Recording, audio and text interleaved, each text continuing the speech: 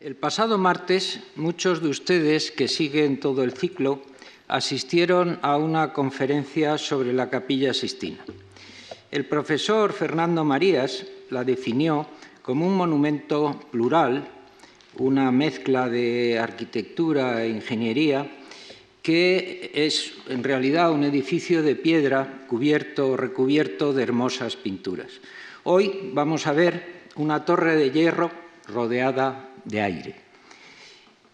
La arquitectura sixtina consistía, como explicó Fernando, en una caja de zapatos puesta de lado, creando un espacio cerrado, policromado y concreto. Hoy vamos a ver todo lo contrario, un espacio abierto y vacío, monocromo, volcado sobre la ciudad y abierto a múltiples significados. El espacio de la Capilla Sixtina es solemne, allí ocurren grandes cosas, grandes acontecimientos. Es, como decía Fernando, horizontal y agobiante. Hoy vamos a ver todo lo contrario, que supone un cambio, como bien ha dicho Lucía, un cambio de cultura, un cambio de siglo, un cambio de manera de hacer las cosas. Hoy vamos a ver un espacio abierto, público, vertical, un espacio de vértigo. Un espacio que cambia por completo la manera de hacer las cosas y que lleva a la arquitectura y a la ingeniería por otros derroteros completamente distintos. Para hablar del hierro es necesario empezar por el puente de Coalbrookdale, un puente construido casi un siglo antes de la época, un poco más de un siglo de la época que hoy nos ocupa, 1779, por un fundidor, por Abraham Darby. Es la primera construcción significativa del hierro y, de alguna manera, origen y, de alguna manera, también camino para todo lo que se hizo un poco en el siglo XIX y ya definitivamente en el siglo XX. Con el hierro, la obra se desmaterializa, como pueden ver, completamente. Los problemas que toda la vida se habían resuelto de una manera, ahora tienen que ser resueltos de otra. Antes, el tímpano macizo de piedra continuaba las dovelas del arco y cubría todo el alzado. Ahora, el arco, el tímpano, los nervios, las dovelas, el tablero, todo tiene que encontrar su propia morfología. Y tardará en hacerlo, tardará décadas en ir haciéndolo. Algo similar ocurre en los edificios.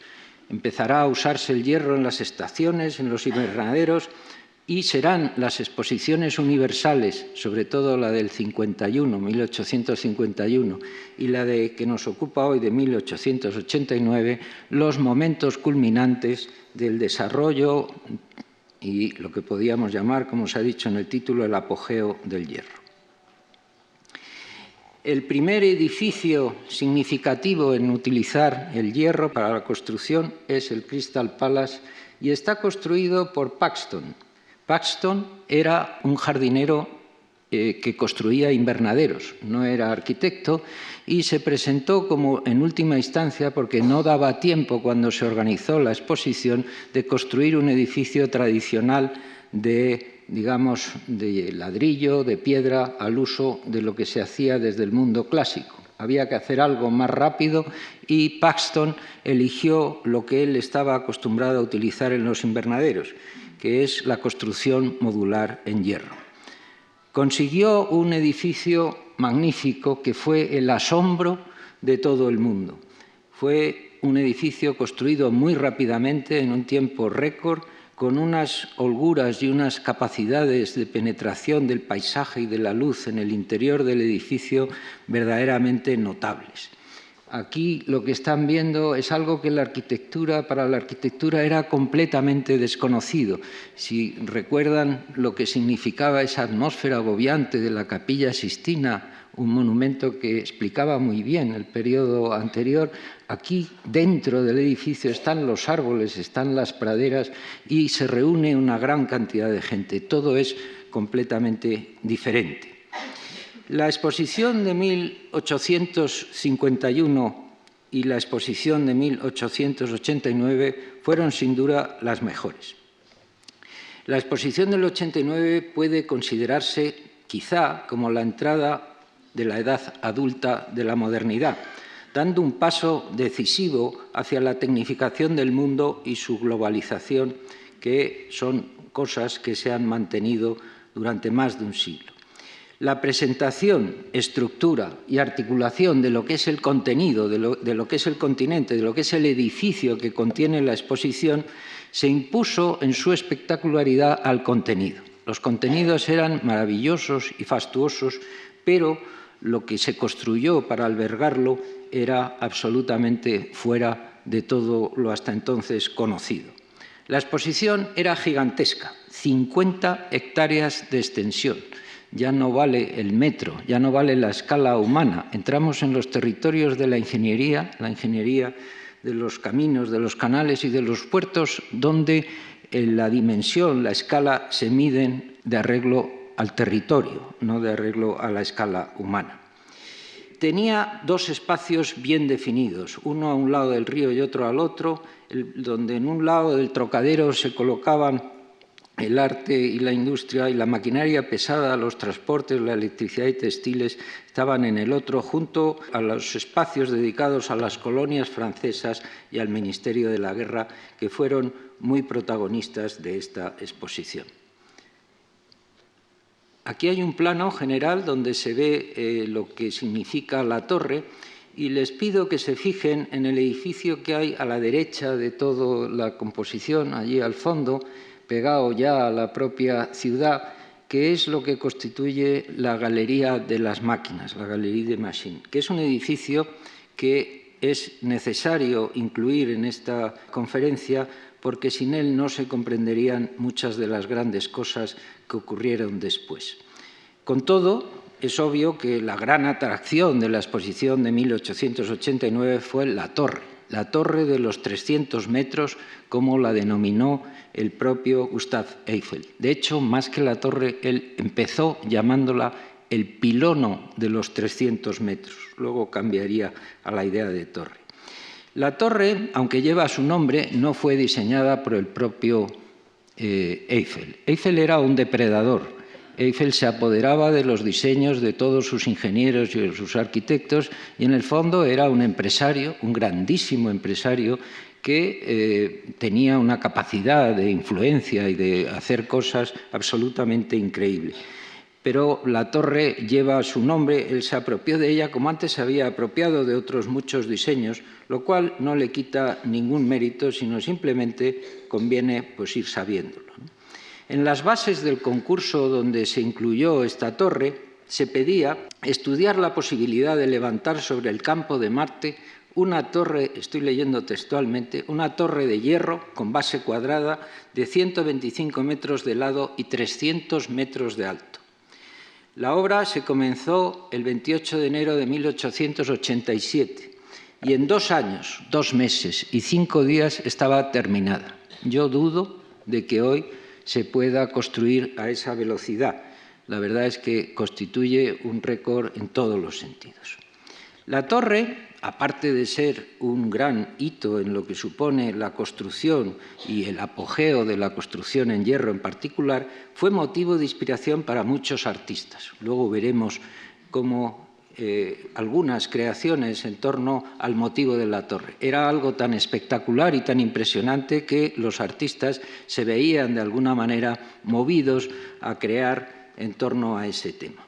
Pero al principio generó también una enorme protesta de los artistas. En el periódico Le Temps, Los Tiempos, de 14 de febrero de 1887, los escritores, escultores, arquitectos y pintores apasionados por la belleza hasta aquí intacta de París, decían: queremos protestar con todas nuestras fuerzas, con toda nuestra indignación, en nombre del gusto francés mal apreciado, en nombre del arte y de la historia franceses amenazados, contra la erección en pleno corazón de nuestra capital de la inútil y monstruosa Torre Eiffel. Pues la Torre Eiffel, que ni es la misma y comercial que América querría, es, no lo duden, la deshonra de París. Y continuaban los artistas: cuando los extranjeros vengan a visitar nuestra exposición, exclamarán sorprendidos: ¿cómo? Este es el horror que los franceses han encontrado para darnos una idea del gusto del que tanto presumen. Eso generó una gran polémica y es un texto que he leído textualmente, firmado, entre otros, por Ernest Meissonier, Charles Gounod, Charles Garnier, William Moquereau, Alexandre Dumas hijo, François Coppée, Leconte de Lisle y Guy de Maupassant. Maupassant, sobre todo, era el más virulento de todos ellos, y él desayunaba a menudo en el restaurante de La Torre porque decía, La Torre no le gustaba, pero él decía que el restaurante de La Torre era el único lugar de París desde donde no se veía la torre. Por eso desayunaba allí. También es muy importante que hablemos, como he dicho antes, de la Galerie des Machines. Esta galería es una nave que tiene 110 metros de ancho por 420 metros de largo. Quizá los números no les digan nada a ustedes y quizá no se den cuenta de que la longitud no tiene nada que ver con la anchura, o que nosotros los ingenieros llamamos amplitud. Para conseguir longitud es un problema simplemente aditivo. Se van sumando diferentes pórticos, todos iguales, se van poniendo uno tras otro y se puede alcanzar kilómetros sin ninguna dificultad suplementaria, ni de diseño ni de cálculo, y nada más que la construcción se repite más veces. La amplitud, en cambio, es otra cosa. Para cubrir espacios grandes hay que utilizar unos medios completamente distintos. Lo que funciona aquí es lo que los ingenieros llamamos la flexión, el momento flector, y eso no es aditivo, depende del cuadrado de la luz, o sea que es exponencial. Crecer un poquito en amplitud exige un esfuerzo gigantesco.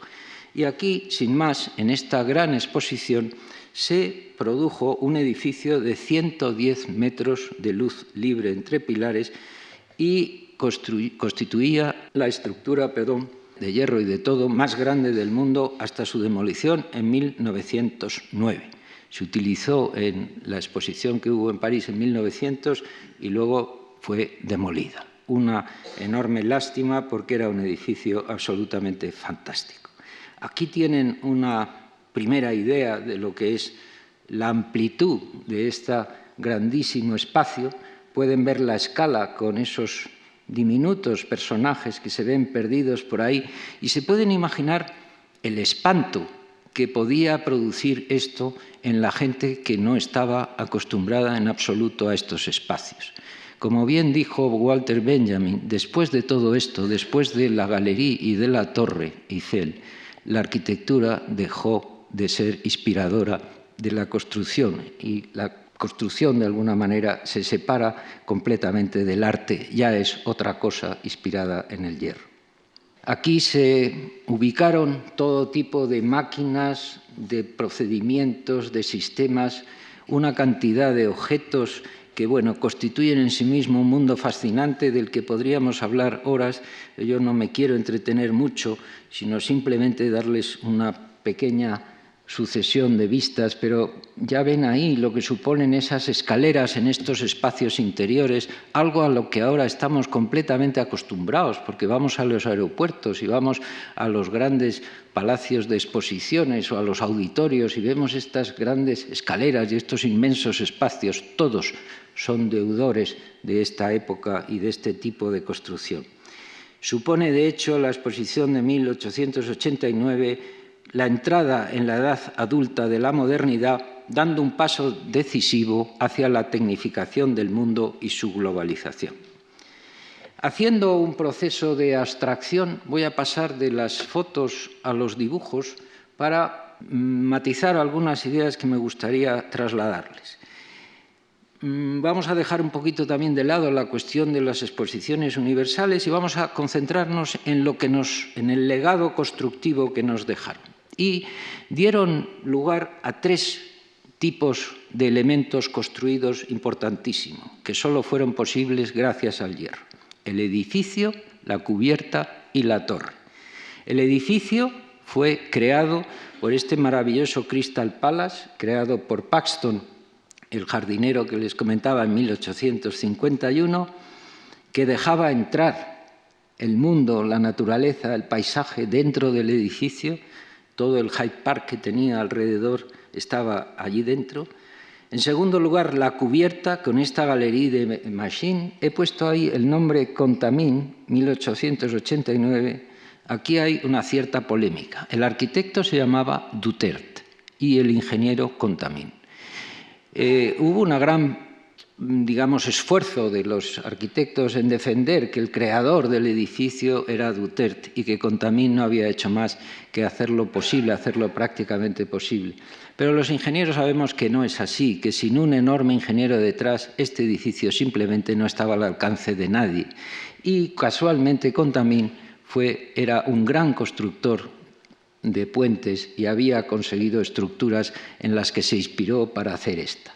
De Duterte es, el aspecto más decorativo que se ve en esta fachada que he traído aquí en primer lugar, y nada de la amplitud gigantesca que fue lo que transformó el mundo posteriormente. No quiero con eso ni minimizar a uno ni maximizar al otro, pero sí destacar que esa colaboración tan fructífera tiene papeles claramente diferenciados. La torre, por último, solo es posible gracias a la llegada del hierro al mundo de la construcción. La protesta de los artistas, en definitiva, mostraba una fuerte indignación por la osadía de utilizar el hierro en la arquitectura. Pero Eiffel simboliza, en efecto, el paso de la arquitectura a la ingeniería. La sustitución de la piedra por el hierro para edificar casas y ya no máquinas conlleva, además, como suplemento, todo un desplazamiento del imaginario asociado a la construcción. Como materia telúrica, la piedra es símbolo del asiento y de la inmutabilidad. Es el material mismo de la morada, es algo eterno. La mitología, por el contrario del hierro, es muy diferente. El hierro participa en el mito del fuego, no pertenece a lo pesado, sino al orden energético. Es a la vez fuerte y ligero. Toda la obra en hierro, puentes, viaductos, estaciones, esclusas de Eiffel, sirve a una misma idea, que los hombres se puedan comunicar entre sí eliminando los obstáculos naturales, favorecer el movimiento de extensión con lo que son los puentes y las carreteras y el de ascensión con estas construcciones que nos permiten una visión completamente diferente del mundo. Esta sustancia ligera que era el hierro permitía la soltura de los hombres al desplazarse, al atravesar ríos y montañas. Anunciaba una victoria sobre la gravedad que Eiffel, gracias a sus conocimientos aerodinámicos, completará después con una victoria sobre el viento, porque cuando uno se adentra o se extiende en altura para alcanzar los 300 metros, el obstáculo principal es el viento, y abriría el camino hacia otra circulación de los hombres en el siglo XX, que es indudablemente la del avión. Aquí tienen la gran amplitud, ya en abstracto, sin máquinas, sin gente, sin nada dentro de esa gigantesca obra. La gente estaba acostumbrada a otros espacios completamente distintos, vivía en otras dimensiones, en otros mundos, pero aquí, gracias a este grandísimo ingeniero que utilizó estos detalles propios de la construcción del puente, como esta articulación en la clave, pues estamos en otro orden de cosas. Aquí estas grandes estructuras se hacían articuladas con 3 rótulas que pueden girar, porque era la manera de tener certeza de conseguir calcularla. Sin ello, el cálculo se hacía indeterminado y era mucho más difícil saber de verdad qué pasaba en la estructura. Y entonces se introducían estos elementos que eran propios de los puentes. Pero lo importante de verdad es la comparación de los espacios. Aquí hay una mitad de la Galerie des Machines y una mitad de Notre Dame. 1889 a la izquierda, 1345 a la derecha. Esto da un poco una idea del asombro que debió producir esta estructura en el público, y mucho más si se ve aquí en completo, y todavía sería mucho más si ustedes logran abstraerse a lo que se siente cuando uno entra en la nave principal de Notre Dame y de cualquier otra idea iglesia gótica. Cuando se entra en esos espacios, uno está en algo muy alto y muy estrecho, del orden de los 13, 12, 15 metros en las más grandes llegan a los 16. Estamos hablando aquí de 111, estamos hablando de 8 veces la amplitud. Y eso proporciona una sensación completamente diferente de lo que es el espacio, una sensación nueva, rompedora, digamos, por utilizar la palabra correcta, revolucionaria. Claro, las imágenes que resultan pues son cuanto menos sobrecogedoras. Estas enormes cerchas que se repiten dando lugar a la longitud y que se abren dando lugar a la amplitud, pues producen estos efectos que causaban el asombro y la admiración de todos cuando visitaban la exposición y se configuraron como verdaderos símbolos iniciadores de la modernidad. Estos detalles y procedimientos que se emplearon en la Galería de Machín tienen su origen en los puentes. Esta foto, ven ahí la articulación, es un puente triarticulado, con 3, como la galería, con 3 articulaciones, construido por el propio Eiffel unos años antes, 5 años antes. Tiene 165 metros de luz, que en los puentes era una luz normal, pero que en los edificios, bueno, normal, este era el más grande de todos, pero quiero decir que estábamos en un orden de magnitud más o menos habitual, pero que en los edificios era muy por debajo. Pero ya se empezaban a usar este tipo de diseño con estos materiales metálicos roblonados, llenos de refuerzos, concentrando los esfuerzos en unos puntos muy concretos que daban la idea de un juego de tensiones que circulan por la estructura absolutamente diferente a lo que nos trasladaba la piedra. Este es el puente completo de Garavit. Eiffel hizo 4 o 5 puentes muy parecidos a este, hay otro en Oporto, hay muchos por ahí perdidos, pero todos es un poco la misma idea, un gran arco triarticulado que es un poco el propio origen de la estructura de la Galería de Machines. Y Contamine trabajó en la construcción de este arco porque trabajaba en una compañía de construcción de puentes. Había 2 grandes compañías en Francia, una era Philips y la otra no me acuerdo ahora cómo se llamaba, las 2 hacían todos los puentes españoles de ferrocarril, de las líneas de los ferrocarriles españoles que siguen en vigor, están hechos por esas 2 grandes empresas y era lógico que de ahí saliera el germen de una gigantesca estructura como era la Galerie del Machine. El mito del puente ha sido siempre capital para la humanidad. El puente es el símbolo mismo del vínculo, es decir, el símbolo del humano en cuanto que es plural. Y la vista de los puentes, que a menudo han sido tan representados por la pintura, es lo que da una sensación intensa de la propia humanidad. Por eso el puente es el gran símbolo de la ingeniería, la gran obra que todo el mundo aprecia en esa voluntad de salvar obstáculos que se oponen al desarrollo o al desenvolvimiento de nuestra vida. Este es el propio Eiffel, Gustave Eiffel, un hombre poderoso donde los hubiera, un hombre muy empresario, muy creador de infinitas cosas, muy activo, que tenía intereses en miles de frentes y que tiene un currículum absolutamente espectacular. He puesto aquí algunas cosas de las más importantes que hizo, que no es imposible detallar y que las pongo solo para que ustedes hagan una idea global de más o menos los intereses y la capacidad de trabajo de este hombre, que era realmente gigantesca. Y aquí tienen otra lista.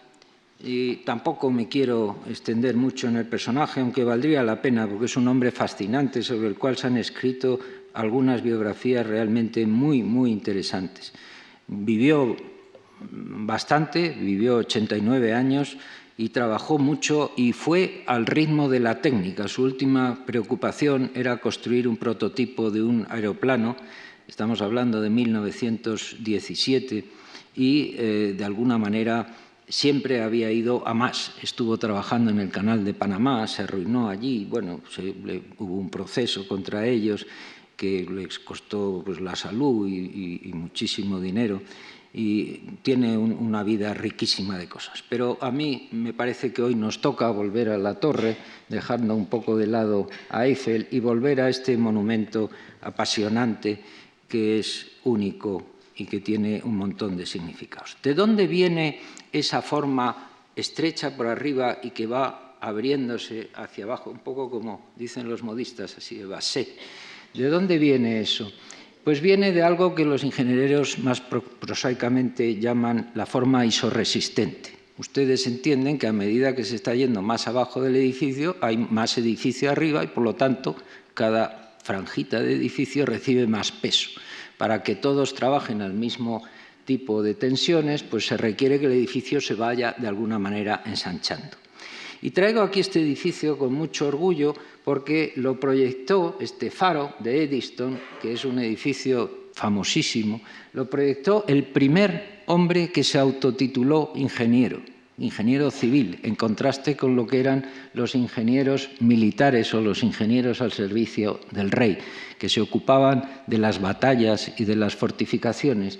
Este hombre se ocupaba del público, se ocupaba de las obras públicas y se llamaba John Smeaton y se llamó a sí mismo, se autotituló como ingeniero civil. Y esta es una de sus obras más significativas, una obra fantástica que adopta ese criterio de buscar esa forma abierta progresivamente hacia abajo. ¿Y por qué traigo aquí al faro de Eddystone? Lo traigo porque, de alguna manera, Eiffel se inspiró para su torre en estas pilas de una serie de puentes que se erigieron sobre el río Sioule, que son proyecto de otros ingenieros, en este caso proyecto de un ingeniero llamado Norling, importantísimo, en el año 1867, y que ya utilizó esta forma de alguna manera, de estas pilas que se abren por abajo. ¿Para qué se abren? Para resistir mejor la acción del viento. El viento empuja al edificio y cuanto más abierto esté de patas,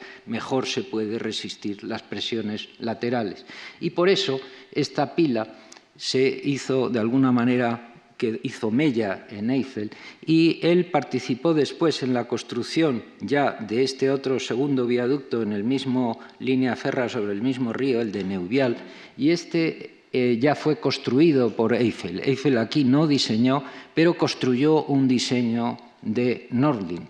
Y este diseño, que era muy parecido a los anteriores, porque Norling hizo de ingeniero en toda la línea, pues fue el que de alguna manera inspiró con esta forma tan esbelta y tan potente, tan ascensional, por decirlo de alguna manera, fue la que inspiró la forma de la torre. Y aquí tienen la torre. Si le quitan lo de abajo, he traído esta foto que es un tanto extraña porque lo de abajo se ve mal. Y si no se ve lo de abajo, se entiende peor lo de arriba. Solo cuando se ve todo, se entiende. Este croquis se llama pilono de 300 metros de altura. Y fíjense ustedes cómo tiene una serie de elementos que luego compararemos con lo que fue definitivamente, pero tiene un carácter completamente de pilono. No es en absoluto una forma arquitectónica, no tiene ninguna aspiración simbólica y responde estrictamente a los objetivos del concurso. Un pilono de 300 metros de altura con una base menor de un cuadrado de 125 por 125. Eiffel lo dividió, como ven ustedes aquí muy bien, en una serie de pisos equidistantes para ir poco a poco construyendo por segmentos. Estos segmentos sirven para rigidizar las dos patas, estas évasées, y las unen entre ellas para que la estructura sea más rígida. Esto es una de las primeras transformaciones que sufre la torre, porque en la torre participaron unos arquitectos, luego daré sus nombres, y ya aquí ya empieza a haber una labor de humanizar de alguna manera estas formas tan puras, tan técnicas y colocarlas en el sendero que habían marcado los antiguos con los estilos, con los elementos de ornato de la arquitectura, que es lo que ha marcado la arquitectura hasta el momento en que aparece el hierro. Por eso aquí salen por los laterales, sale Notre Dame, salen edificios por aquí conocidos, el Arco de Triunfo, un poco para dar idea de cómo se repite la ornamentación, pero cómo la altura es absolutamente descomunal al lado del antiguo. Aquí ya, en vez de haber tantos segmentos, ya hay menos. Y en el diseño definitivo verán que hay aún menos. Aquí lo tienen a la derecha del todo. Esta diapositiva es un poco mala, pero tiene el beneficio de que se ven los tres juntos y se ven perfectamente los cambios que digo de pasar de estos pisos y de estas formas a una forma un poco más abierta, más estable y a la vez con menos arriostramientos. Solo hay ya estos tres aquí y el importante pues es este y este otro aquí. Luego también sería un poco distinta, pero aquí se ven muy bien las diferencias entre uno y otro. Al enfrentarse a la torre, cuando uno se ve allí delante de ella, lo primero que choca enormemente es la especie de proliferación de formas que dejan pasar el aire y en direcciones aparentemente inconsistentes. Estamos en un edificio que es fundamentalmente vertical y todo lo que se ve es curvo, inclinado, oblicuo y además transparente. No hay interior, como decía al principio. Es un edificio, una especie de jaula ligerísima que encierra el aire, el vacío. Vamos a ir viendo un poco lo que es. Las cuatro grandes patas del edificio se apoyan en unos macizos de piedra y miren ustedes la enorme diferencia de textura que hay aquí. La piedra es aquí algo que es suave, que es acariciador, que es otra cosa. Estamos en el mundo de hierro. Esto se ha hecho por romper un poco esa... Y es un adorno del tipo de lo que hacían los romanos, de escarificar un poco la superficie para dar la sensación de que era una piedra más natural.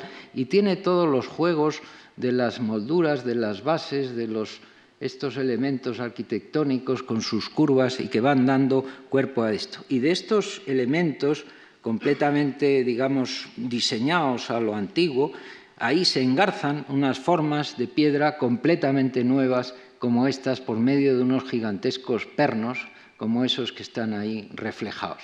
Es dos mundos que se ponen en contacto necesariamente, el de la piedra más cerca, más próxima a la tierra, que es de donde ha de surgir la torre y que debe a la vez resistirla, y lo que surge hacia arriba, que es lo que es ligero y etéreo, y es lo que da la altura.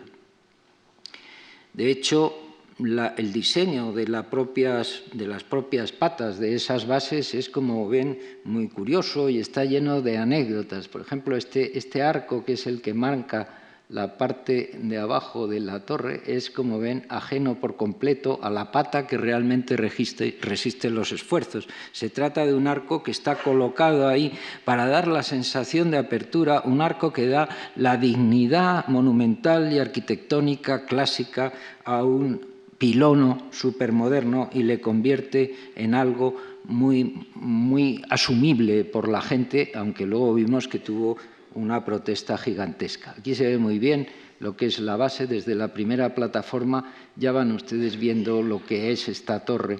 Aquí se ve la parte de la piedra que luego ha sido llenada por tiendas y cosas, sitios de vender las entradas. Ahora se hacen aquí las grandes colas, se entra por aquí para vender las entradas y se suben los ascensores hacia arriba. Naturalmente esa piedra no es completamente maciza, da la apariencia de ser maciza para que el edificio no parezca que se pincha en el suelo, pero no lo es.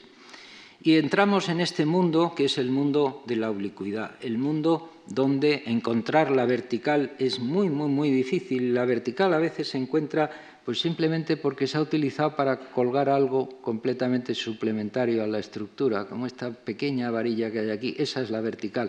El resto es una geometría que parece, en principio, completamente ajena a la verticalidad que supone la torre. Antes de movilizarse como símbolo, la torre hay que vivirla pues, como un objeto, ¿no? Pues no hay visita sin que se penetre en su interior, sin poseer su enigma. Entonces, para ello, el visitante pues, se reúne con otros y recorre en apretadas filas un camino interior lleno de pasillos, de escaleras, de ascensores. Pero la torre se revela como un objeto, digamos, pues ciertamente paradójico. No se puede encerrar uno en ella porque es una forma abierta y no tiene profundidad ninguna. Y entonces tiene una serie de cosas que no dejan de ser chocantes. Pues 4 pedestales cuya enormidad solo se aprecia cuando uno está cerca de ellos, porque están proporcionados perfectamente con la altura de la torre, pero cuando uno se aproxima, como hemos visto antes, de pronto se da cuenta de lo importante que es aquello, ¿no? El contraste entre la pulida y curvada masa de la piedra y las oscuras rectas de laminados del hormigón, la inserción oblicua de los pilares metálicos, unos ascensores sorprendentes por su oblicuidad frente a la costumbre que tenemos de ascender siempre en vertical, unas escaleras situadas en el interior oblicuo de esas grandes patas que muestran todos los detalles de la estructura de hierro con planchas angulares, viguetas, pernos, uniones y todo tipo de cosas que siempre se cruzan y que son divergentes en celosías oblicuas, frente a esa apariencia recta, firme y rotunda de la torre vista de cualquier punto de París que al aproximarse pues, se desvela como otra cosa.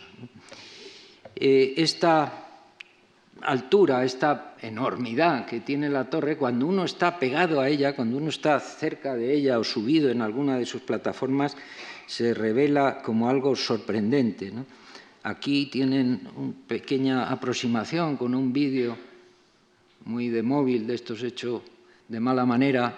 Toda la vibración que ven se debe a mi pulso congénitamente desastroso, pero también a 2 cosas importantes que hay que tener en cuenta. La primera es el viento, que lo mueve todo mucho, y mueve de tal manera la estructura que esta puede hasta vibrar, pero en la cúspide esta estructura se puede mover 1 metro de un lado para otro, con lo cual sacar vídeos desde algún sitio pues es estar siempre en precario y por eso salen un poco así, pero yo creo que tienen incluso más poderío.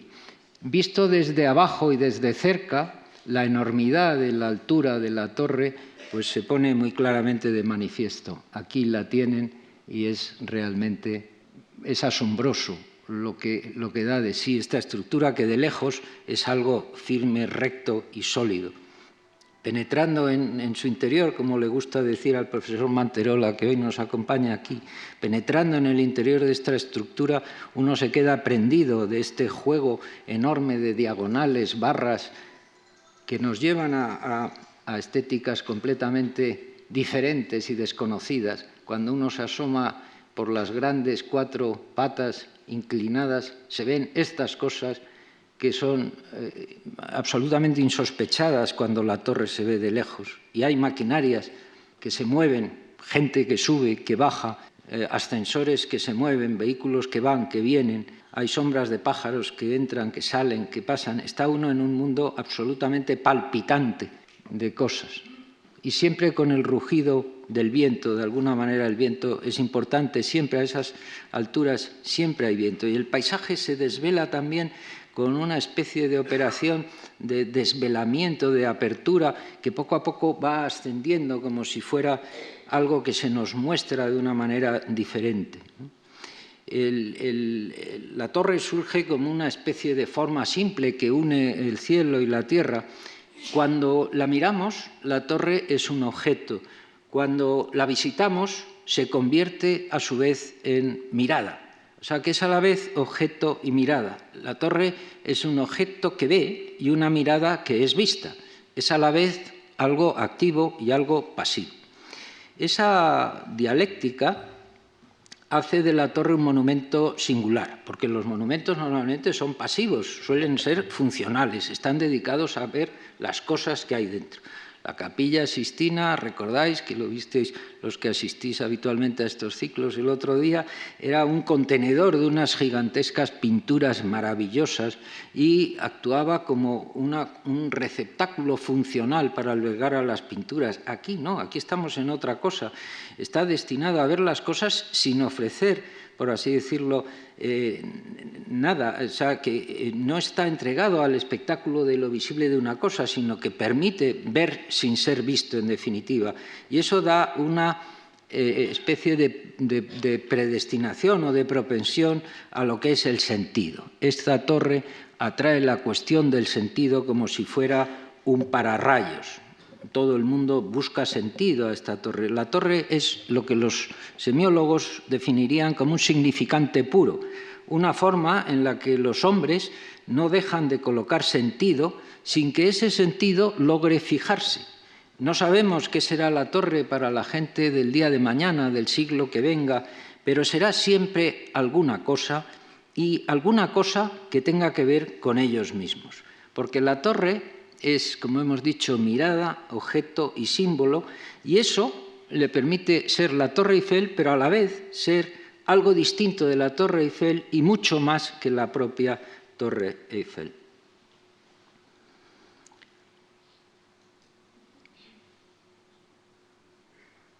Este vídeo está sacado poniendo simplemente el móvil pegado al cristal del ascensor, no tiene otra ambición. Que vean ustedes cómo de pronto el paisaje se va apoderando de pronto la torre, que era un objeto para ser visto, se convierte en mirada, se convierte en balcón o en púlpito de lo que es la percepción del paisaje, con estas interrupciones de los pisos, de las superficies ciegas, pero el paisaje está ahí, está acompañándonos, está surgiendo de alguna manera de lo que es nuestra visita, de lo que es nuestra atención.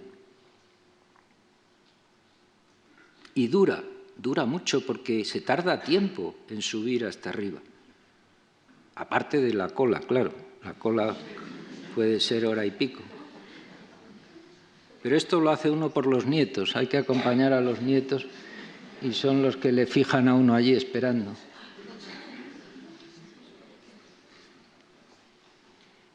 Y se ven estas perspectivas, más que perspectivas, que sería una palabra excesivamente técnica, de pronto se asoma uno al propio París. Es como una puerta hacia la ciudad y de pronto asistimos a una especie de rito iniciático de apoderarnos de París, viendo pues de todo. Ahí detrás pues se ve el Bois de Boulogne, se ve esa mancha blanca que sale ahí, es la nueva fundación de Louis Vuitton, una estructura asombrosa que vale la pena que ustedes conozcan cuando tengan la oportunidad. Detrás es la Défense, el Bois de Boulogne, el Trocadero aquí en primera línea. De pronto todo París se convierte en un enorme espectáculo. Con esta plenitud, con esta manera de abrirse al mundo, demuestra la torre su propia inutilidad. En sí mismo no sirve para nada. Es una especie de monumento total porque se trata de un monumento que es plenamente inútil.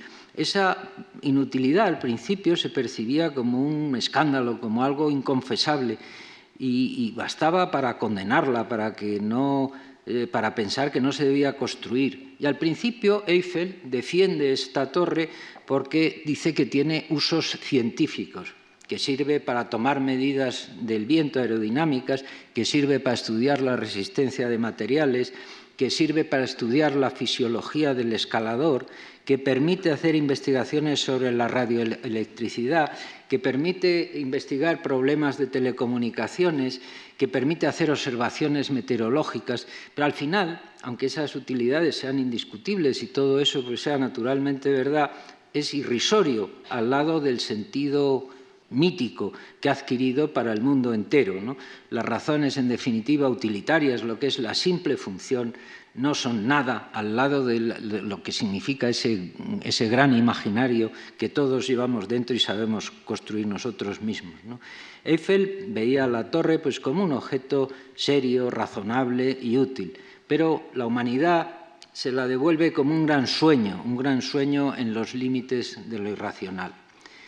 Al principio, Eiffel quiso hacer un monumento, un templo de la ciencia. Luego veremos cómo lo explicitó en el propio edificio, pero eso era solo una metáfora, ¿no? Como dice Roland Barthes, pues de hecho la torre no es nada, no participa de nada sagrado, ni siquiera del arte. No es un museo, no hay nada que ver en la torre, aunque ahora se ha llenado de cosas. Luego veremos esta deriva terrible, quizá para justificar el precio de la entrada, que por cierto es enorme. Pero es el monumento que recibe 8 millones de visitantes al año. Es el monumento de pago más visitado del mundo, un monumento que no enseña nada, que es puro aire. La torre mira a París y permite percibir, comprender y saborear esta cierta esencia de lo que es París, ¿no? Convierte en paisaje el hormigueo de los hombres, la circulación de los coches, añade una dimensión quizá romántica al mito urbano y supone entrar en contacto con el espacio propiamente humano, con el espacio del hombre, mucho más allá de la dimensión del urbanismo, del trazado de las calles y de lo que sea. Al final, la vocación esa parisina de la torre vino reforzada por su propia inutilidad. Cualquier otro monumento, iglesia o palacio remitía a un uso concreto, y solo la torre no es más que un objeto de visita, y su propio vacío es el que la destinaba a convertirse en símbolo. Y el primer símbolo que había de suscitar por una asociación lógica solamente podía ser lo que se visitaba al recorrerla, a saber, pues París. La torre se convirtió en París, por eso que los retóricos llamaban metonimia. Esta reflexión conduce a un verdadero, esa reflexión de pensar en el continente, el contenido, conduce a un verdadero desciframiento de la ciudad, donde la torre es testigo y la mirada capaz de fijar la estructura geográfica, histórica, es capaz de fijar la estructura geográfica, histórica y social del espacio. Y ese desciframiento, eso que el profesor Manterola llama penetrar en el monumento, actúa como una especie de iniciación, tiene algo de procedimiento iniciático.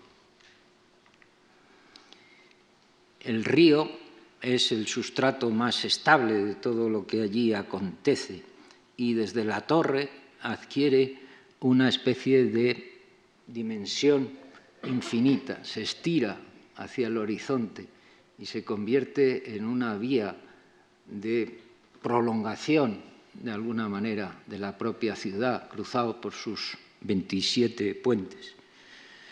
Allí, en lo alto de la torre, a 300 metros de altura, hay un pequeño despachito. Es como una especie de urna donde está Gustave Eiffel sentado en el despacho, está su hija Clara Eiffel y está Thomas Edison, que fue de visita a la torre y que terminó llevándose muy bien con Eiffel y haciendo proyectos concretos de desarrollo. Es como una especie de museo de cera en pequeñito, cuya gracia principal es estar situado nada menos que a 300 metros de altura y desde donde se pueden contemplar estas imágenes, ¿no? Porque desde lo alto de la torre el paisaje se transforma y a través del asombro que produce esos espacios gigantescos se sumerge en el misterio del tiempo. Todo se hace infinito desde allá arriba. El tiempo se detiene, el barco tarda en pasar bajo los puentes, tarda y tarda y tarda, y no acaba de moverse, no acaba de pasar. La duración misma de esos acontecimientos se vuelve de alguna manera panorámica y permite ir viendo todos los momentos históricos de lo que es la ciudad, el río como elemento prehistórico con sus bosques y colinas, la Montmartre, el Mont Valérien, el periodo medieval donde sale la torre de Notre Dame, una especie de contrapoder de la torre como el polo opuesto de tensión articulado, el polo, digamos, religioso y esto contra el polo científico y completamente, digamos, ajeno a ese mundo de lo que es la torre. El polo también histórico, la monarquía hasta el imperio con los invalids, el Arco de Triunfo, todo el recorrido que nos enseñan en los colegios. Y luego se ve también el mundo contemporáneo con las residencias burguesas, UNESCO, la radio, el Quai Branly, que se ve justo debajo, la Défense, que hemos visto a lo lejos. Y se llega a la cúspide. La cúspide es una especie de anticlímax, porque todo está lleno de trastos. Hay trastos por todos lados, trastos científicos, trastos de comunicaciones. Solo en la cúspide la torre alcanza esa voluntad funcionalista que tenía Eiffel y que todo el mundo hemos siempre minimizado. Se ven cosas que no se sabe muy bien, hermosas también, porque tienen unas formas curiosas, todo rodeado en jaulas para que los pájaros no las destrocen, todo curioso. Y hay que bajar, pero al bajar la sensación es completamente diferente de lo que ocurre al subir, porque el paisaje está fijo y es lo que se mueve es la estructura. Es curioso, pero no es lo mismo. Antes se iba desvelando un paisaje y cuando se baja, quizá porque el paisaje se ha quedado acumulado en la retina, se queda fijo ahí y de pronto la estructura sube. Es una cosa curiosa, pero indudablemente es así. También tarda y tarda. Otra vez el tiempo se detiene, ahora en el movimiento, ahora en esa voluntad de penetración, que solo está interrumpida por unos cruces con los famosos diafragmas que he hablado al principio, donde la estructura se maciza y deja de penetrar el aire. Se llega a una plataforma donde de pronto aparecen superficies horizontales. Estamos otra vez en el mundo de los humanos. La inclinación se estrella contra una plataforma pisable, plana, donde empiezan a aparecer cosas, barandillas ornamentadas, pilares más rectos. De pronto se ve las líneas inclinadas, pero se ve a la gente y es el único espacio de la torre donde la verticalidad se manifiesta al paso de la gente. Y se empiezan a ver ya los monumentos más próximos, ya empieza a haber una proximidad con les Invalides, con todas las cosas que hay cerca, las calles, de pronto las chimeneas, las casas, las ventanas, los coches, todo está al alcance. Estamos ya, al descender, estamos ya iniciados en la ciudad. La ciudad nos devuelve, en el rito que hemos hecho de subir y bajar, la ciudad nos devuelve su esencia, ya formamos parte de ella, hemos cruzado el umbral o la puerta. El Quai Branly, Trocadero. Siempre que hay peligro de que se pueda superar una barandilla, pues hay mallas que hacen todavía más atractivo lo que hay detrás. A veces diseñadas, a veces no. Y empieza a haber cosas raras, rarísimas.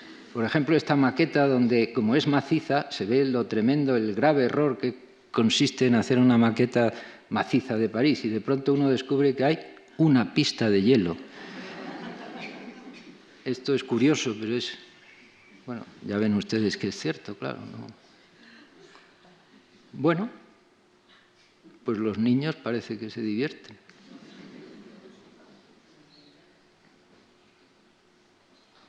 Hay una maquinaria antigua, hay una escalera antigua, hay de pronto esto que tiene un enorme interés, esta especie de paneles deslizantes que hacen como una especie de diorama donde hay profundidades, sombras, reflejos que se van mezclando, la torre que sube, el paisaje que baja, las sombras de los demás. Se verá ahí en la sombra del fotógrafo que está haciendo esta foto, que soy yo, claro.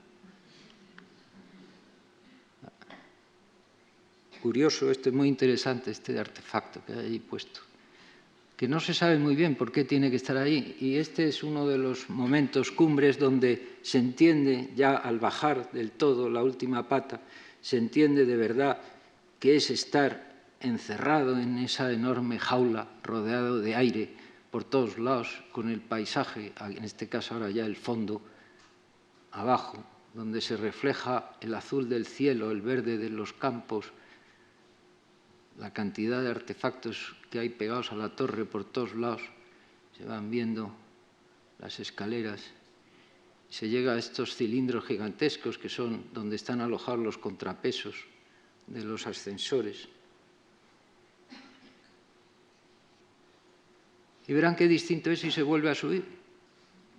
Todo es distinto.